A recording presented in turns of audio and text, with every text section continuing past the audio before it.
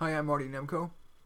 It seems that only the extremes in politics are getting any attention, and I think ultimately that, at the risk of being wishy-washy, that moderation is wise. At the leftist extreme, communism and its little brother, socialism, big difference being that in communism there is no private property, but still it's cradle to grave, taking care of folks.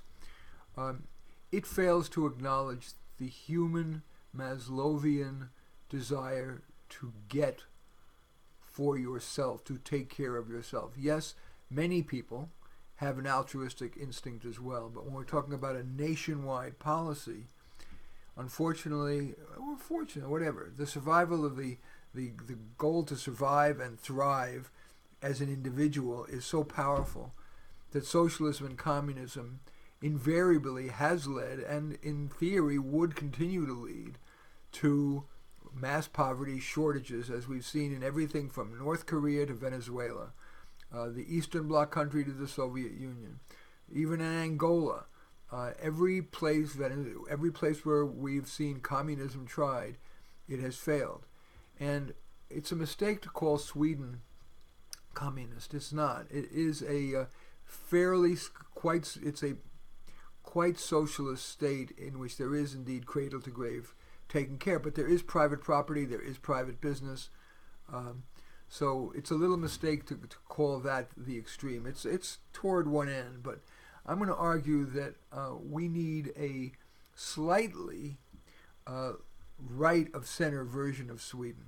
Sweden, as I understand it, is having enormous budget problems, and they are forced to cut back on their cradle to grave socialism. And indeed, when you look at socialized healthcare, you do hear nightmare stories about what goes on, for example, in England's National Health Service. I do watch C-SPAN, where the Prime Minister answers questions from Parliament, and there are many horror stories about no matter how much they fund it, how difficult it is for people to get needed care. Of course, on the other side, I'm not a fan of free market capitalism either. There are too many losers, especially in our information age, in which any good jobs are going to require very, very high skills. There are not enough jobs for average, let alone the 50% of people who are below average in intelligence, in drive, in mental health, physical health, training, etc.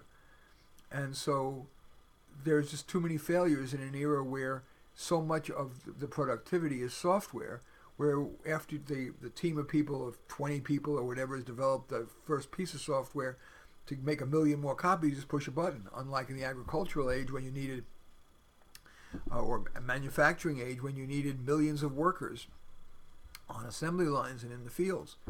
So free market capitalism just strikes me as having too few winners, too many losers, and ultimately that's inhumane.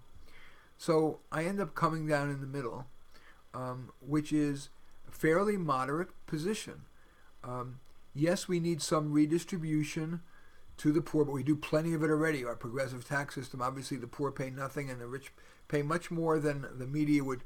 Media calls out a few aberrant examples of corporations that pay little or nothing. But if you, in toto, instead of cherry picking, look at the total amount of tax that corporate America pays, it's huge. And of course, that money, that income gets taxed again when the shareholders get their dividends and their capital gains or whatever, so it's doubly taxed. So I am not a big fan of raising taxes on anybody. I'm in fact in favor of moderately reducing taxes, but that we do need some redistribution. For example, we do need a basic health care safety net for everybody, but not the same level of health care for everybody. Somebody who worked hard to pay into the system is entitled to a better level of care than the person who, frankly, and being really honest here, illegal immigrants are getting pretty much free health care. And they certainly get free education at a public expense in our public schools, making it very challenging for teachers to teach kids who will speak English. They're all put in the same class. So some redistribution, yes. Progressive taxation, yes. And corporations, like individuals, they want to win.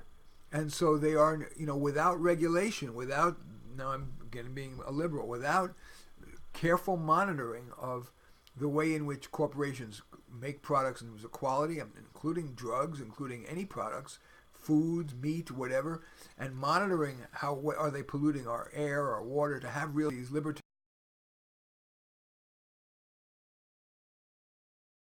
are, I think, nuts in saying we don't need that.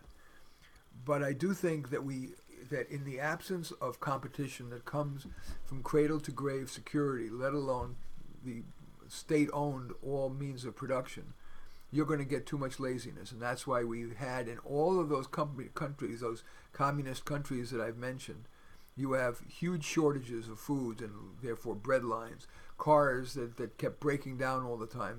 Believe me, they couldn't have a Toyota in communist Russia. They had the Volga, which was a nightmare. So I think I want to end there.